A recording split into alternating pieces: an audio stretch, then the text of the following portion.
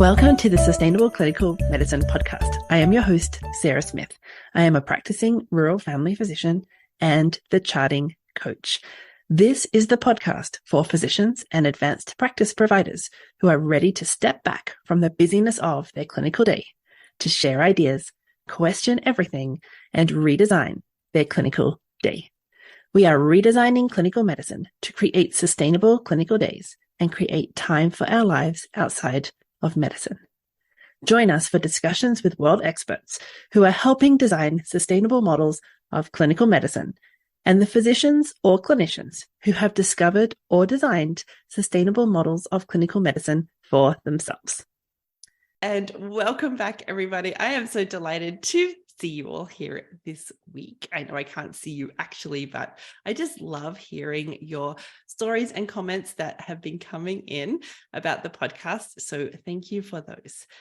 Today I have a guest, Dr. Karen Leitner, who is one of the physician coaches. Now, in the world with her physician coach clients, she is helping them feel better. So hopefully towards the end of this podcast, you will actually be perhaps feeling better, or at least having some hope that even if your story sounds the same as her beginning story, that you will find some hope in the story of evolution about our way, right? As physicians, we have very busy lives and we are experiencing a whole lot of different stresses on us. So welcome, Dr. Carolina Leitner.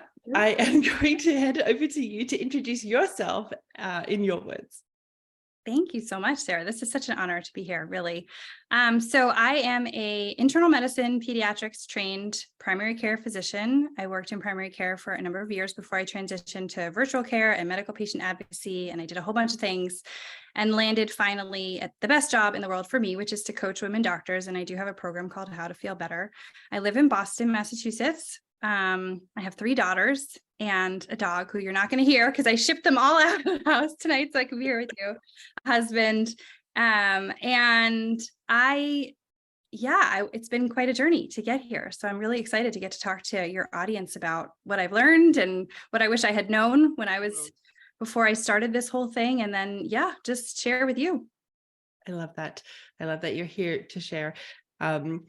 Interesting. So let's talk about you at the beginning. Like, was medicine always somewhere that you wanted to be? Tell us about you.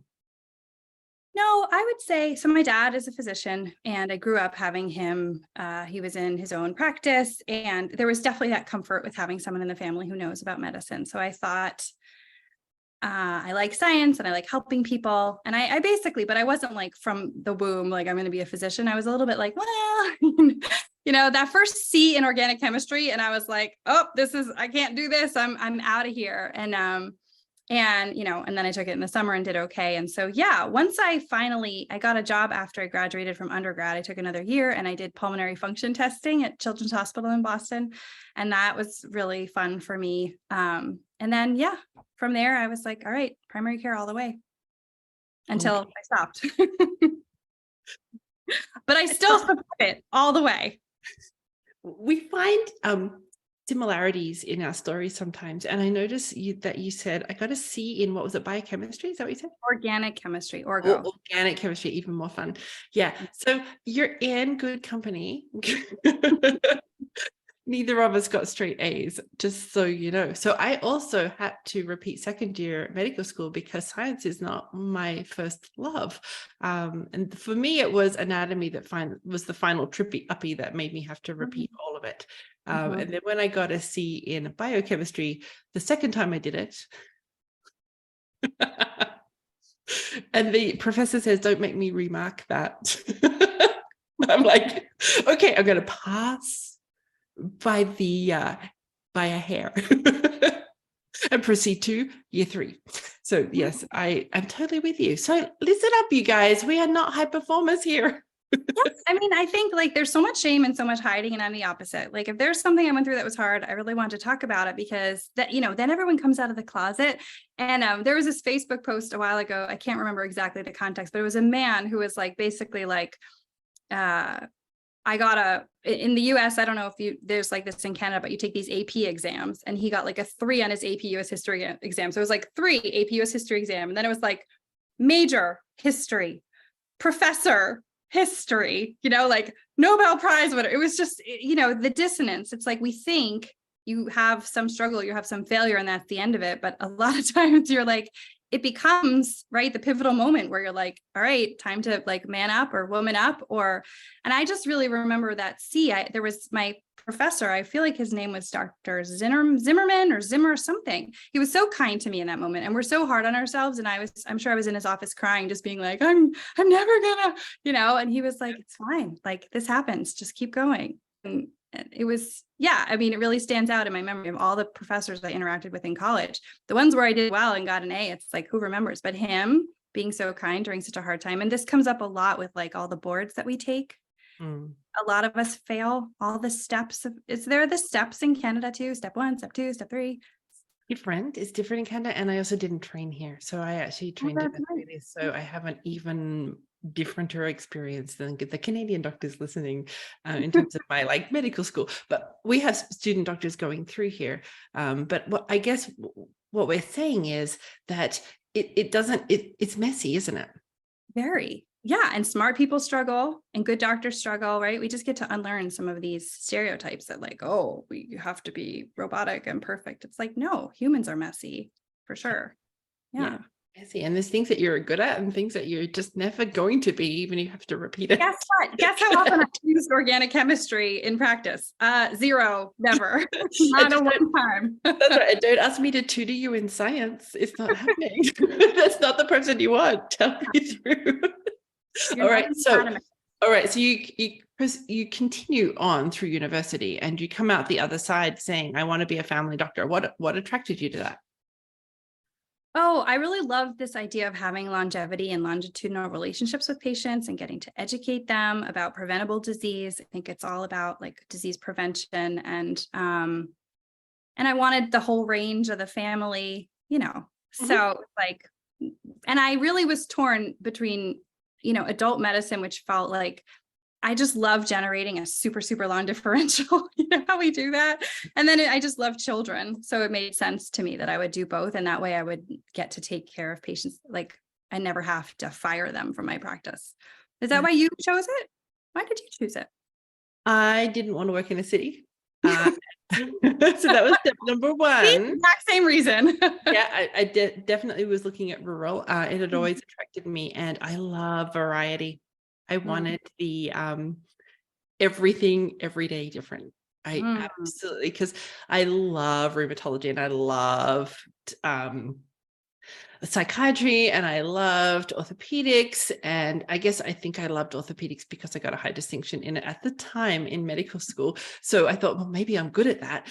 And then the ophthalmologist is like, hey, you should be an ophthalmologist. You're really good at this. I'm like, I just want everything. So that's why I had to pursue rural family medicine. So that's why I landed here.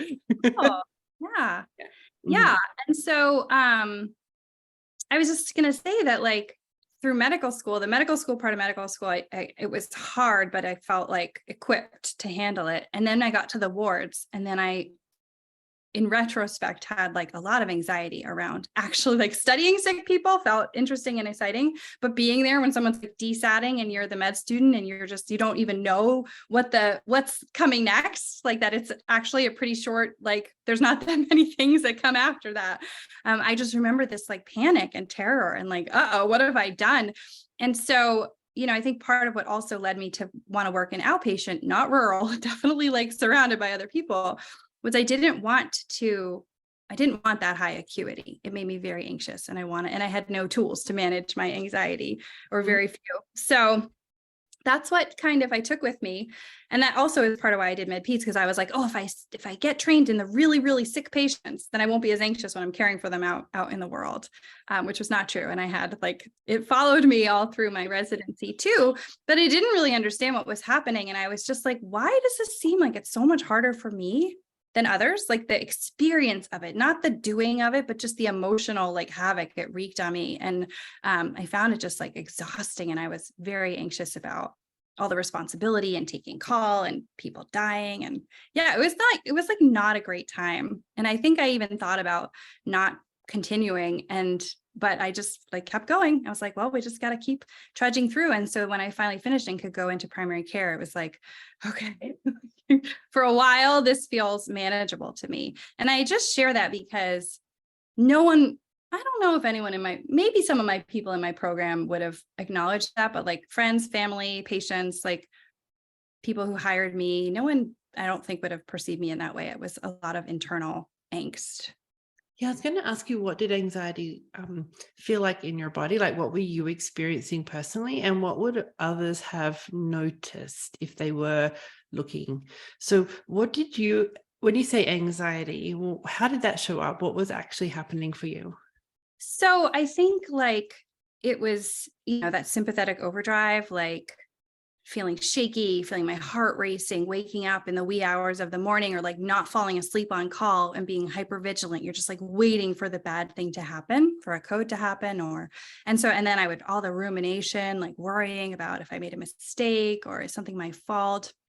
That was part of it. And then I think it also made me not very fun to work with because I had such a high standard, because I was really trying to control, like I was so worried about something bad happening and having it be my fault, that like my interns, if they underperformed or I would just be like, I'm sure I was a tyrant. I was like, come on, we gotta, I don't think it made learning fun necessarily, because there was so much like fear behind it for me. And this is all, this was like 15, 17 years ago. So it's kind of hard to like take 4 years and consolidate it into just, I don't spend a lot of time thinking about it actually. So it's interesting that you're having me bring it up, but I think it was a lonely time also, because I was going in between two departments. So I didn't really feel like I belonged in either one.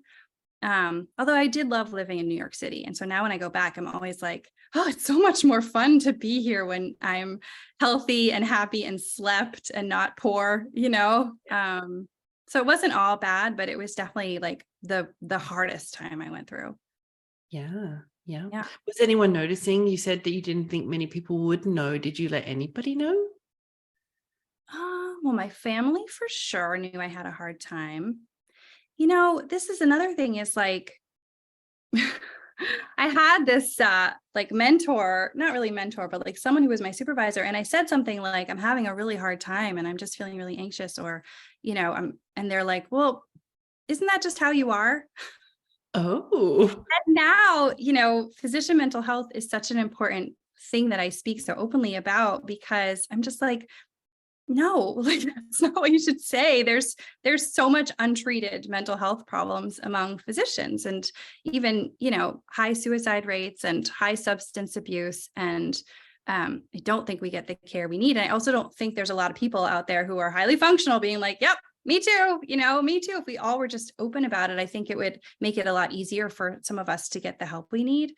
But no, I don't think I didn't ask for like specific help or accommodation. I do think I suffered a fair amount by myself and, complaining to my family, but nothing. I actually did see a therapist for a little while, but that was more because I was also really bitter that I was single. And by that point, like everyone else seemed to be married and having babies. And that was really hard for me too. So I think it's also, I coach a lot of women who feel marginalized for maybe not having a partner or not being parents. And I don't think there's a lot of support for them either, just to normalize that, like, we delay childbearing as women physicians, a lot of us, and we struggle with infertility. And so I think just like the more we're open about what our challenges really are, like the easier it is to be like, oh, okay, it's not just me. Maybe I will open up to someone about it.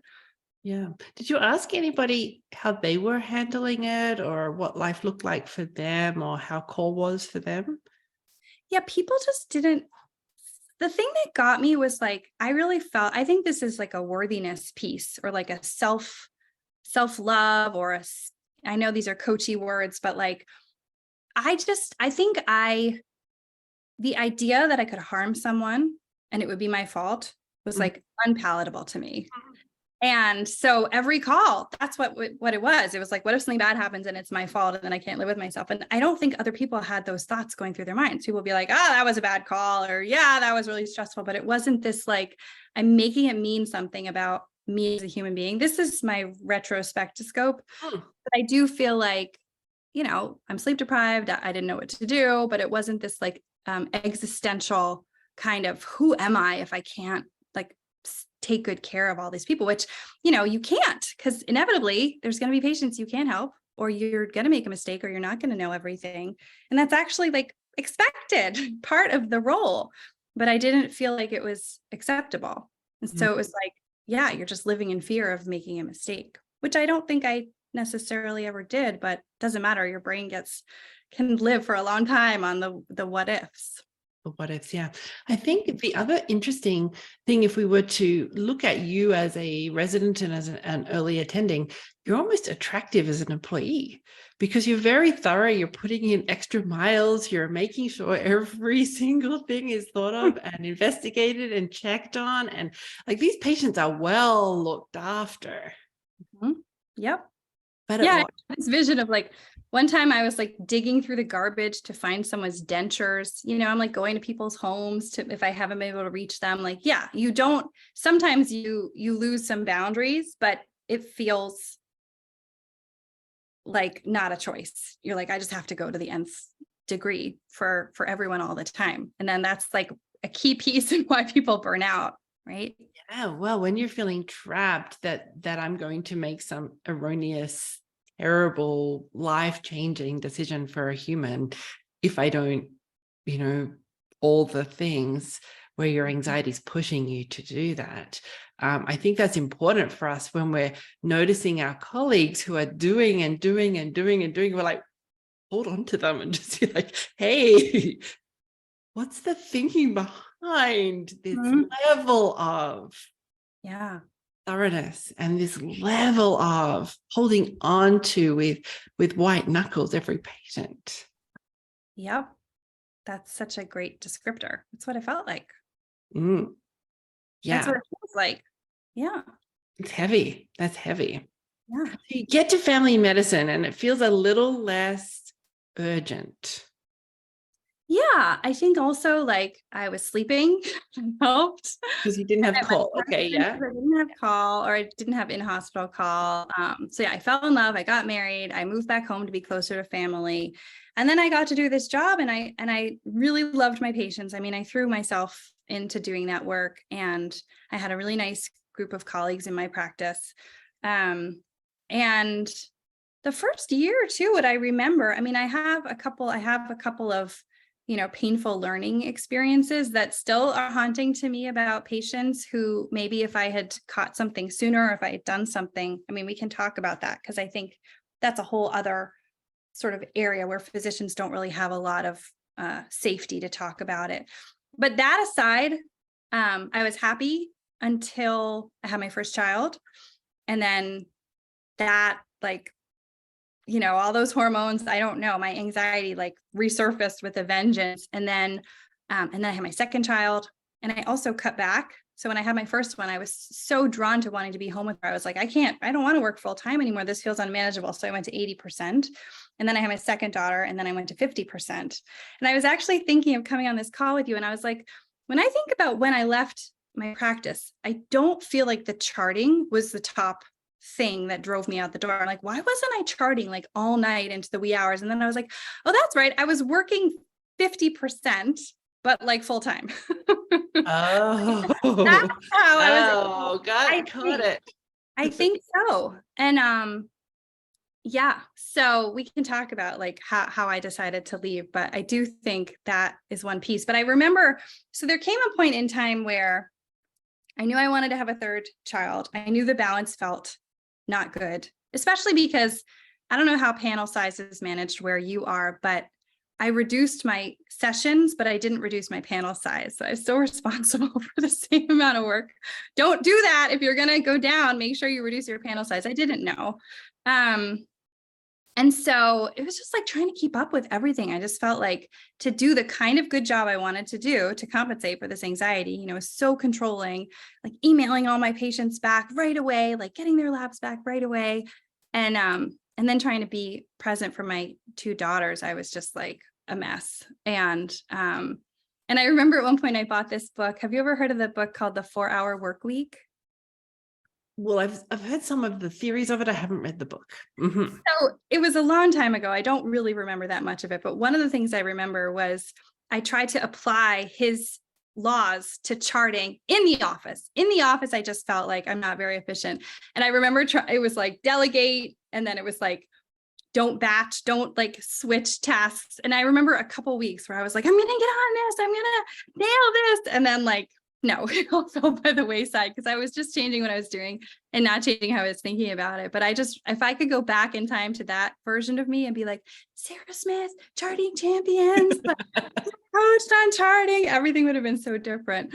But so I just have this memory of being on vacation with my two daughters and my husband. I think my oldest was probably 4, maybe 3.5, and my youngest was like 8 months or 10 months. I'm holding on to her, and I'm at this buffet, and we even brought a nanny too wherever we went. I mean, I have had a lot of privilege in life, and my husband is like our primary breadwinner. So that was all helpful for me in allowing me some room to like explore what I wanted to do. But I just remember being at this buffet and having one plate for food and like holding my child, and she's like shoving Cheerios down my shirt. And I couldn't even like feed myself or like get food for me because my hands were full. And I just wanted to cry because I'm like, I'm on vacation. I can't feed myself. I can't sleep at night because they're keeping me up. And all I'm worried about is getting home and opening that EMR and just feeling that wave crashing of like all the work that I had missed, like all the patients who needed stuff from me. Maybe there's someone buried in there that like I did the wrong thing for, or they died maybe even if I didn't do the wrong thing, but like that emotional attachment I had to my patients. And I was like, this is not sustainable for me. I can't keep doing this. And then I was like, well, shit, now what do I do? This has been like my life's dream, for a long time. So you and I were talking earlier about how sometimes just like knowing that there's someone out there who has followed a non-traditional path or who has done something first. I just went looking, like, I don't know what I Googled, but I was really fixated on this idea that I could not leave my patients because I was kind of codependent with them. I'd just be like, I can't leave them, but I'm so unhappy and I want to be home for my kids. And one of my kids had a medical thing going on, and that was really scary. And so I read this blog, I think it was called My White Coat is on Fire. And it was, someone wrote it under a pen name. Her name was Lumi St. Clair. And I don't know who she was, and I don't think it exists anymore, but she just wrote this blog about how miserable she was and how she thought she couldn't leave her patients. And then she realized she could, and she talked about what it was like to make that transition. And I was just like, oh, maybe I can. Maybe she was able to. And then as soon as I had that thought, I was like, oh, now I have to get out of this and I have to do something different. So I did. So what I'm noticing, you didn't have the urgency of being on call or the sleep deprivation anymore. Mm-hmm. But the same you is now in the clinic with your people who are attached to you. That's a panel. That's the people who call you your doctor. My doctor is, right? So you have the same panel. You cut down by 20%, down to 80%, and the same people are still yours. And you're still in that EMR, daily? Emailing same day, emailing results, checking that EMR constantly. Haven't really dropped your hours, just the number of patients you're seeing in a week, perhaps. And then you have second baby, and again, you've dropped number of patients seen in a week by 50%, but the hours you're working hasn't really changed. And this attachment of they're mine and I must.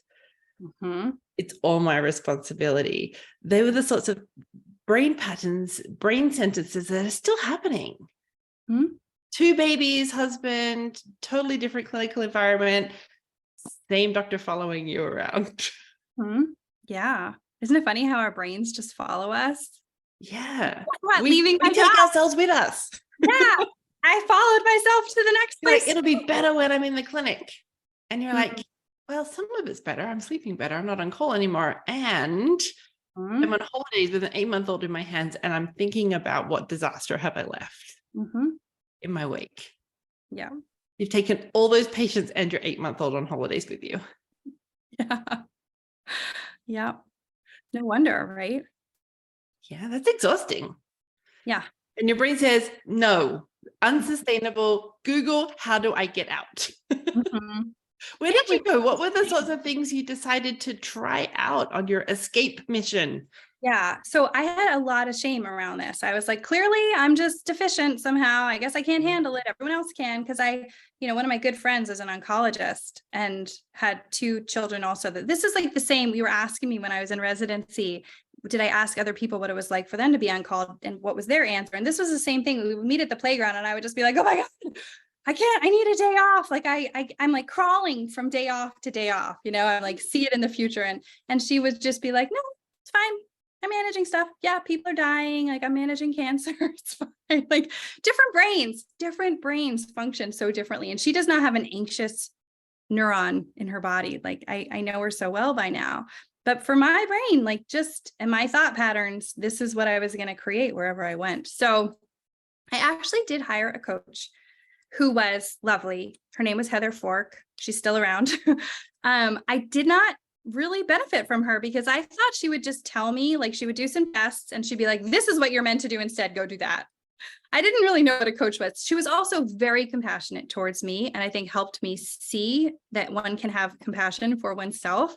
But the whole idea of coaching and mindset and all this stuff, I was like, I did a few sessions, I filled out some wheel and I was like, all right, what kind of job? Should I do pharma? Should I do like, and I never, and then in all the, I was like, I don't have time for this. I'm just going to go out there and find some other things. And so I didn't continue with her. And yeah, I did a lot of stuff. So I did a tiny bit of urgent care where I was employed already. I took a job working for a CRO, which is a contract research organization. So it was like I could do it just a couple of hours a week. It was in a little bit of a crappy office space in a town that's not very nice nearby. And I was like, I don't know about this, but it was basically just, pharmaceutical companies need patients to enter into their clinical trials. And they have these very clear protocols for what kinds of patients you can and can't allow in. So the patients would come in and I would interview them, take their medical history, see if they met the criteria, and then sort of observe to make sure, whatever. And on paper, it seemed like a good opportunity. In reality, for me, the only part I liked, the one part I didn't like, and this is like the bottom of the pharma chain, like people who are interested in going into pharma and doing, medical safety or all these things. Like I have plenty of clients who've done that and made that transition and been so happy, but this was not like, this was a little outsource, like a little outhouse pharma that I was doing.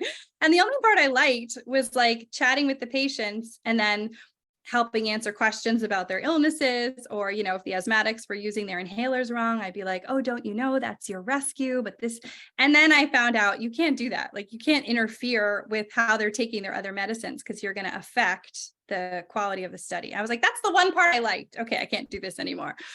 I was worked a little bit in a clinic in a homeless shelter for women in downtown Boston. That was just like very eye-opening, very sad, but good, I think, to experience a lot of mental illness. And nice place to get to spend time. I like the other physicians who were there. I did some teaching at there was a course on social medicine. I was just like, let me just try like any little bit of anything. I want to try this. And then I had a third baby during that time.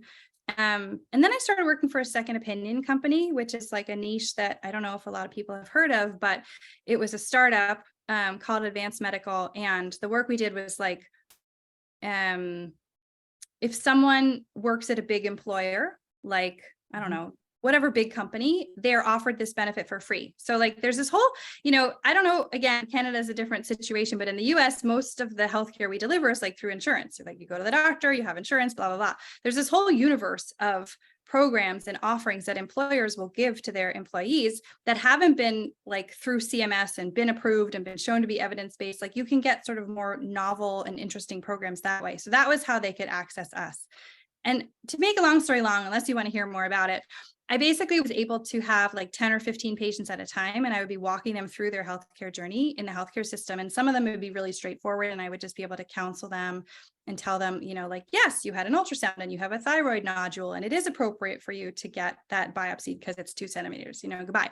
And then sometimes it'd be people who are like, I have this rare tumor. I live in East Arkansas. There's no specialists with this knowledge. No one knows how to treat me. And I could get their records and get the expert in that rare tumor to like review the case and then write up a report, answer their questions, and then I could go over it with them. So it felt like some of that same primary care, educating, being compassionate, helping advocate for people, but on such a smaller scale. And when I Mhm. took the job, my boss was like, you can spend as much time with these patients as you want to. And I was like, oh my God, the jackpot. And I get paid for it and I can do it from home. So I did that for a while. And then we got acquired by a bigger company. And then I got very frustrated. And then the pandemic hit. And then to help me with some of that frustration, because I really wanted to work in the virtual management of chronic disease, I joined a coaching program. And then I realized how much coaching tools I learned those tools that helped me like rewire that nervousy brain that was making me so unhappy all the time.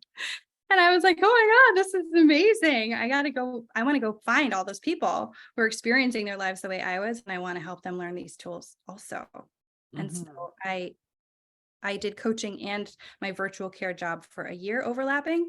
And then in 2021, I left that job as well. And then I've just been coaching full time ever since. Got it. So now tell us, what's different now when you experience things that would have previously really kind of gone round and round in your head in that way that you were describing your anxiety before? So you would have that persistent, did I do enough? Am I good enough? Kind of thinking. What does that look like now then? I feel like something like this just came up recently. I'm trying to remember what it was. I think the missing link for me was understanding that I was having emotions and I was having these emotions and they felt really uncomfortable. And I was trying to solve for them by like thinking, but that the thinking was like making the feelings worse. So my anxiety was because I was walking around all the time thinking, what if someone dies? What if I don't know what to do? What if I kill someone? I'm worse at this than everybody. Everyone thinks I'm bad at this, right? Or my patient, I'm not going to live with myself if something bad happens. Like that kind of chatter. I was unaware that it was optional to think that. And so I just don't, when I'm on top of myself, still sometimes I have thoughts that aren't, we call them shitty thoughts. Like sometimes we all as humans are going to have shitty thoughts, but now I can at least have an awareness that that's what's happening.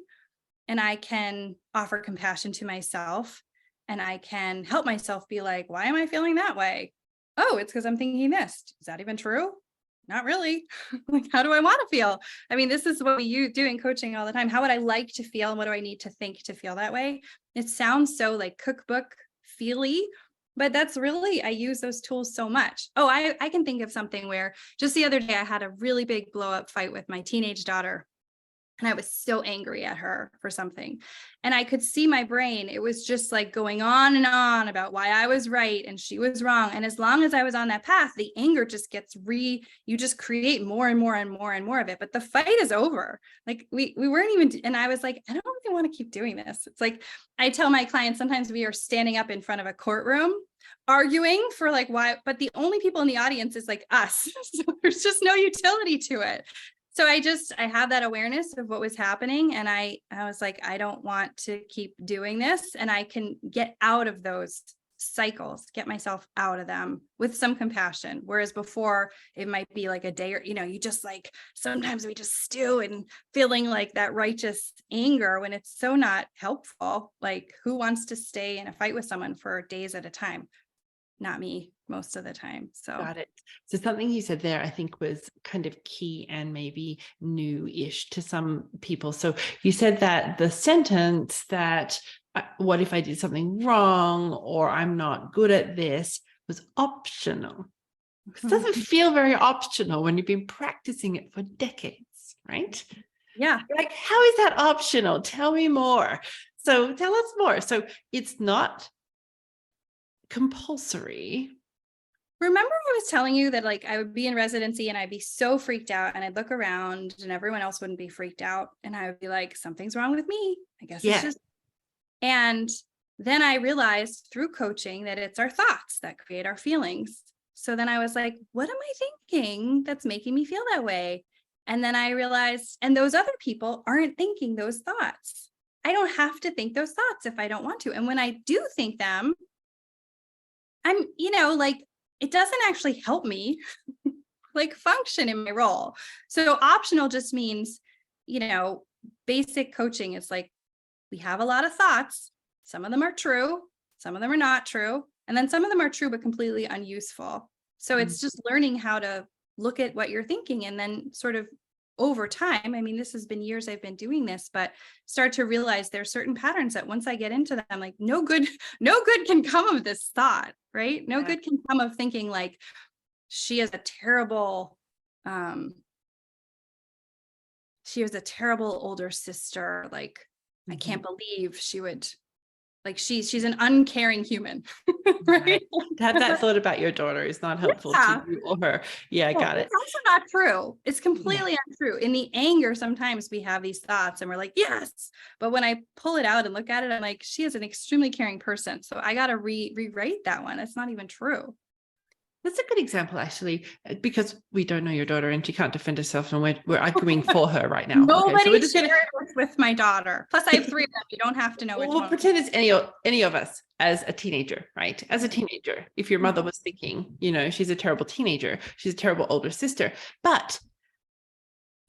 or even us as mums, right? I'm a terrible mum, which is true sometimes. But we're mostly good mums. So I like the good and bad, right? I'm a good mum. And sometimes, occasionally, I get to be a bad mum too. Because this black and white thinking of I must be good, I must do it well, I must be perfect is drilled into you. At some point, your brain said, I must do the right thing all the time for my patients. I must always have their best interest in mind. I must always check my results every day. I must do this because that will help protect them, or that will always give me the answer, or that will protect us from bad outcomes. Like this is what your brain decided to practice, but it was optional. Yeah. That particular string of thinking was always optional, but you picked it up. Yeah.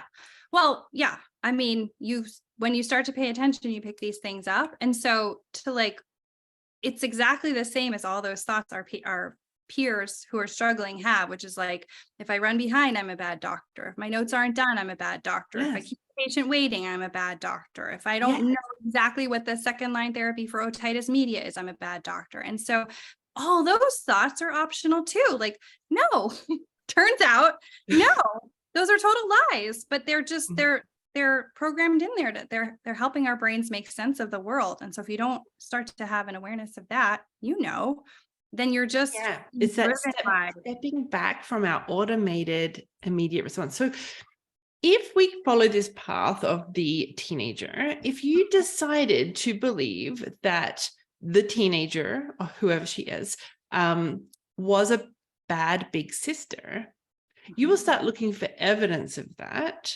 to help you decide that it's true. Yeah. Okay. This is how our brain decides that we must be on the right path. Yeah. We practice and we look for evidence of it, and whatever we look for in evidence, we will find. Right. But if we said, what else is true? Or tell me how she's also a good sister, and you start actually answering that question, let your brain go looking for those answers too. Mind-blowingly different. You suddenly get both sides of the story. You suddenly get both news channels in your head. And you're like, wait a minute. Maybe I'm a good doctor. In addition to those times when my brain tells me I'm a bad doctor. Maybe both are true. And you could look for this other side of the story.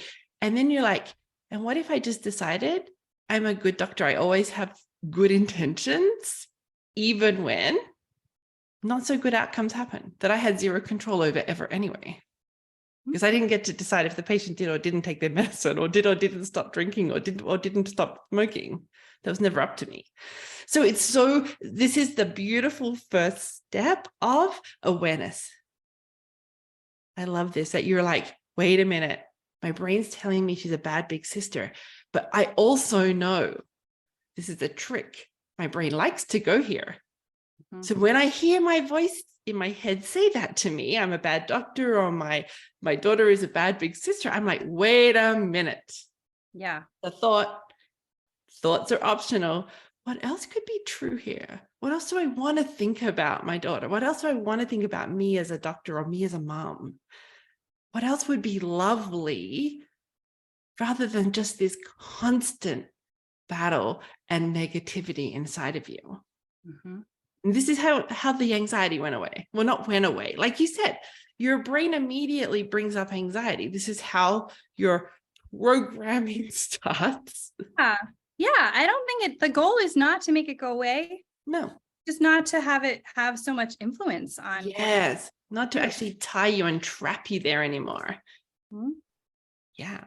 Because we're part of the humans. We get to be anxious sometimes. We probably ought to be sometimes. Mhm. But that's the thing, is anxiety is so it trips you up, because then you just get anxious about being anxious. Mhm. So, we talk about, like, if you imagine that anxiety is a feeling in a room, and if you try to close the door on it, and you're just like, I don't want to be anxious, right? You're just like pushing against it, like it increases it for you, versus like, let's just open the door. Okay, I'm anxious. This is how I overcame my fear of flying. I forgot to mention that too, but now I get on a plane and I'm like, okay, I'm anxious.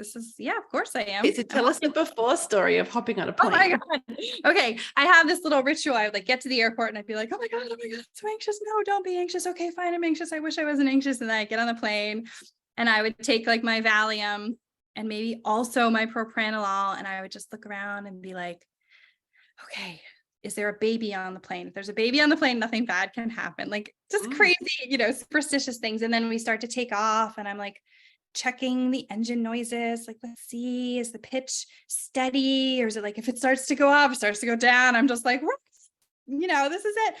And especially, just like looking at the stewardesses' faces to see if it's like, this is all the checking we do, the hypervigilance when you're anxious. And it would just feel like I would get off it's like, you believe you're flying the plane. You just sit there and you're just like, as if you're holding it up. That was the old me. And then somehow, for sure it was a combination of coaching and also a book I read on anxiety, because my daughter was having some anxiety. I realized, like, if I could just recognize you're going to be anxious and it's okay, and it's a feeling you're having, and this is the pattern it takes, and then I could get that like perspective where now I'm looking at myself and I'm like, here you are at the airport feeling anxious because that's just what you do, it's fine. And here we are on the plane and now you're listening to the engines because that's just what you do, it's fine. You're looking at this almost like with a little bit of a joking, like, oh, Karen, there you go doing that thing again. And just like allowing myself to feel it. So yeah, no more drugs. Like, I flew to Bora Bora this January, no drugs. It's like 24 hours. Oh, and on the way home, I was lying down to go to sleep and I smelled something burning on the plane. And you can bet I was like, we're going down. Like, sometimes those pathways are still there. But I was like, well, nothing you can do about it now. And then, shockingly, it was like the oven was burning something and it was fine. But no, I mean, it's huge change in my whole lived existence from these thoughts. That talking yourself through it, watching yourself, it's kind of like you, and then so your brain doing its thing inside of your head, and then the other you, which is you looking at yourself. This is the beautiful thing about the humans, right? We can actually observe ourselves doing things and going, you're okay. Like, actually being the inner best friend instead of the inner anxious other you going, yeah, we're really going to die. We are? What? Okay. So there's that pathway, or there's a pathway that says, you got this. Look at you. You're in the airport. You've made it. Like, the way that you would want to be talked to as you're walking through an airport is what you've started practicing for yourself. So different to see, you're anxious again. Why do you keep doing this? That's so stupid. Stop it. Like, that is the kind of polar opposite, right? The things that would drive up anxiety, and then the shame that you hold about it, versus the, oh no, this is just you. You're supposed to get anxious when you're in an airport. This is like the thing that makes you the most anxious. Take a little time out. You're okay. Just feel the feet on the floor. Feel the seat under your bottom. You got It's this. funny because the way you're saying it now makes me think that it's like it's like having some self-compassion, which it definitely is. Because I'm just thinking about all the clients and all the like humans we know who have such a mean inner critic inside their mind, right? So like, we just get to notice all the different voices that can be in there. And if you leave them unchecked and you just believe everything they say, you have one experience, but you also have an ability to be like, I have a client who's like, trying to lose weight after having a baby. And she has this one really mean voice inside her head. And I was like, but what about the voice that would say like, hey, that's not very nice to say to me? Mm-hmm. You always have that opportunity, like, ow, that hurts when you say that. It's like, Mm-hmm. oh my gosh. Then, now we have shame, but we also have like a compassionate witness, is what I say. Yeah. And really And so crucial.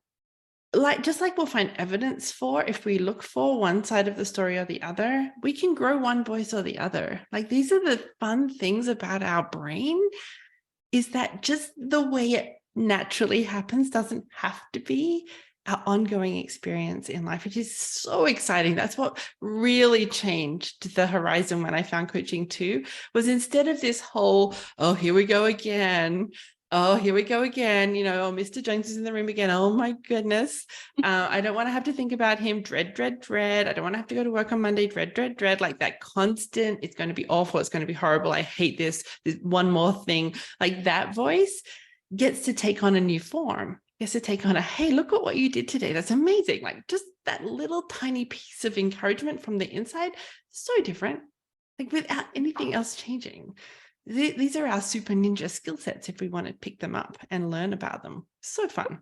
Just to be like, I don't have to think that. I don't have to think that. I don't have to be mean to me. That. Wow. Liberating. Yeah. Yeah. Yeah. So tell us now, who are the physicians who come find you? Like, what are they mostly experiencing? What do they learn from you? How does that all work? What happens?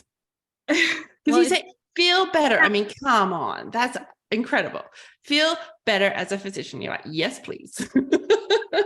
I think, when I decided to become a coach, and it's something that I thought about for years before I really knew what coaching was, I was thinking about that me in residency and that me in my early practice when I was just so full of desire to help and heal and work hard and take good care of patients. And just like I was doing my best and I was doing a good job.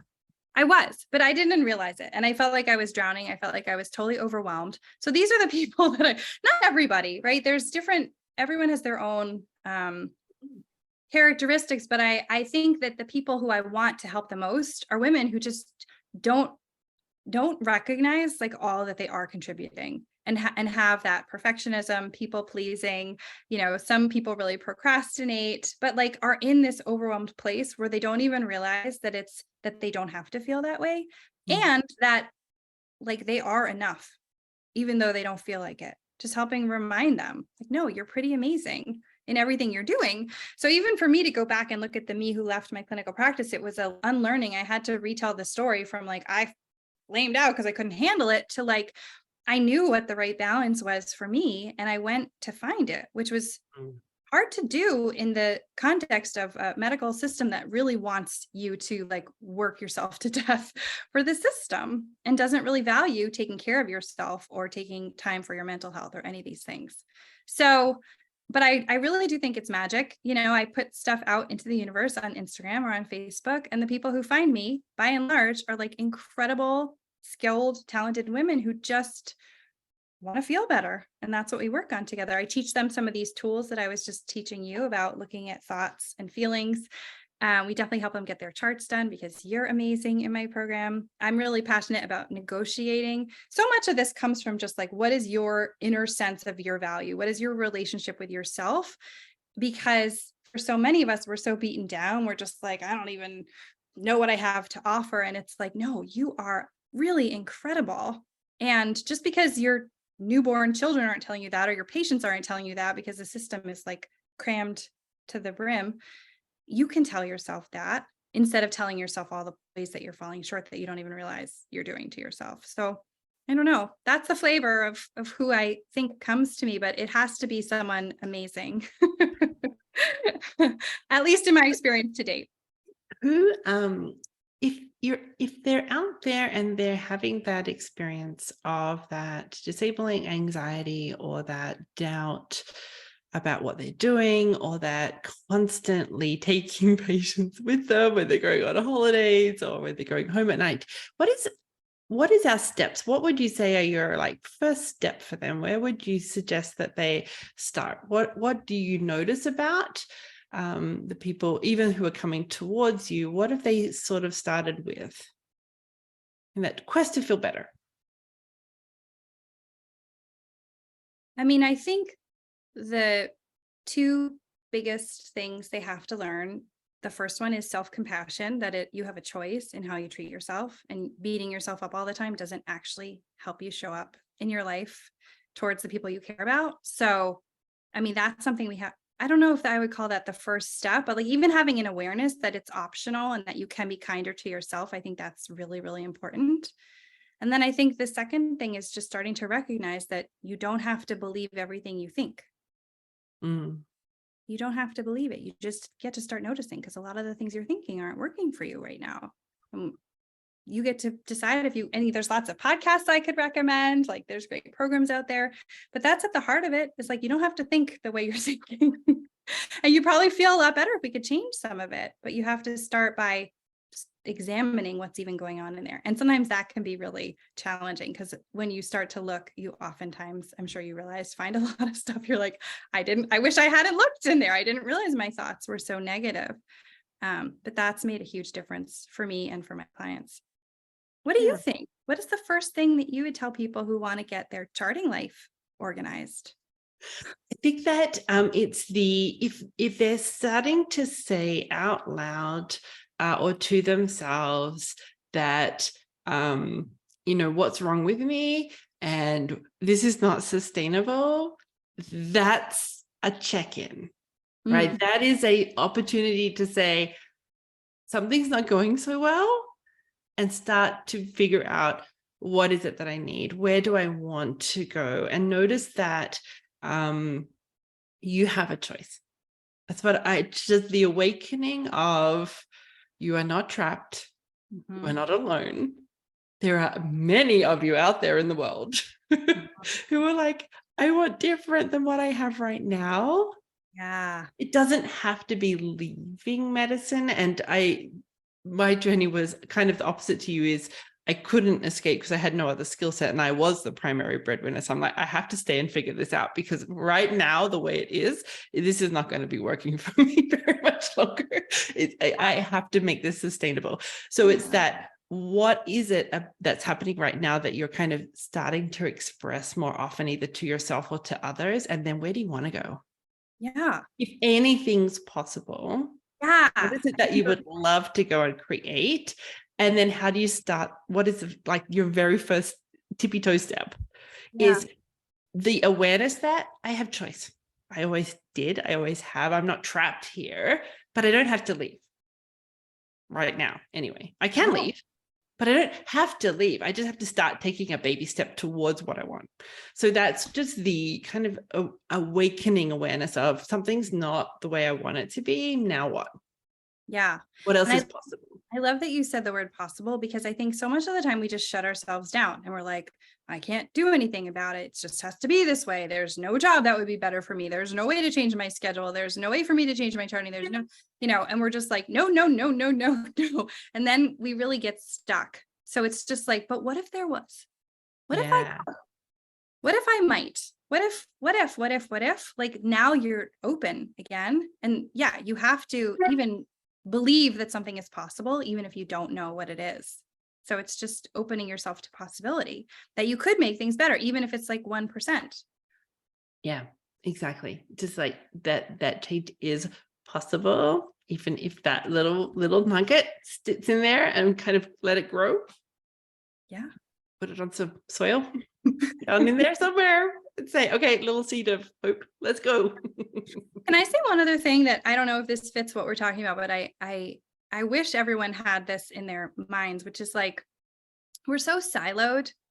And in this era of like the internet, it doesn't have to be that way. And sometimes there's like a problem that we're trying to solve, and we just are like, not possible to fix it, must be, I'm flawed. Instead of being like, maybe there's someone else out there who's dealt with this. Who could I ask? Where else could I find more resources? Like, and so for me, part of how I even found all those crazy jobs I did, and, anytime I was at a crossroads, and it could be, from one clinical position to another, I would just try to go on a listening tour. And I had a friend who suggested that to me, which is basically just like find people out there in the world doing things that sound interesting and just ask if you can talk to them for 30 minutes. It's a way to fill your life with possibility, because your brain is just like, I don't think I could be an endocrinologist who does locums in Australia once a month for every other year, and then it's like, oh, that person did it. Maybe I could do it, So I think that's what's so great about our field is like we're exposed to so many different people. And sometimes when you're in clinical medicine, you're just like your patient, your home, and you start to forget that there's like a whole world out there and that you have such a valuable skill to offer. And it's not debatable. Like physicians are incredibly valuable. Yeah. I was going to suggest that the siloed part, like what is it about community that you notice is helpful for physicians? So you create a community within your program because it's a group program. What is it about a community? Yeah. I mean, what isn't it about a community? I think the biggest thing is like we don't, it's like you don't even realize how many, our brains are wired to think it's just us. It's just me. It's just me. This is just, and then you see it in everyone else and you have so much compassion for them and their experience. And you're like, they're amazing and they feel this way. Maybe it's okay that I feel this way. They're amazing. And they have been hiding this bad patient outcome for 12 years because they were too afraid to tell anyone. And here they are crying and thinking that like, they don't even know if they should be practicing anymore. And now I can open up about my experience. There's just so much safety that's created. And there's even like you and I were talking about, there's so much trauma in medicine and trauma is healed by connecting to others. And so it's a safe space. I don't know what your experience was like, but in a lot of our institutions, it's not safe to be vulnerable in that way. And I think that it's really important to have that. Yeah. So that's part of the siloed thing is if we're in that pain of something's gone wrong, I need something different, I don't know what to do next, is you don't have to go alone. And whatever that community looks like for you, it's important. You are not supposed to be an island. Go find your people. They are out there. They are. They are. We would be delighted for you to find your way to feeling better. Yes. There you go. I think we did it. I think we took them from messy to hope. What do you think? Yeah, I like it. All right, my lovelies. Thank you so much, Karen, for being here with us today and sharing your journey, because I think stories help us to identify the common threads, the commonality of this medicine exposure that we have, and hope that there is possibility even within our homes, with our kids, even as moms and even as doctors. There is new and different ways to do things, and there is possibility of feeling better. For sure. Thank you so much. My pleasure. Oh, where can people find you? Probably the easiest thing is on Instagram. I'm at Karen Leitner MD, or you can email me. Or my website is www.karenleitnermd.com. It's Leitner. Perfect. Thank you. And we will pop your details in below the podcast and on our social media when we announce your podcast, so you'll be able to catch up with Karen if you would love to learn more from her. All right. Have a great week, everyone. Thank you. Thank you. Thank you for being part of the Sustainable Clinical Medicine podcast. If you'd like to learn more or join us to help you get home with today's work done, go to chartingcoach.ca. There you'll find all the information on the premier Lifetime Access Charting Champions program that is helping physicians get home with today's work done, with all the proven tools, support, and community you need to create time for your life outside of medicine. We would love to see you there. Until next time, thanks for listening.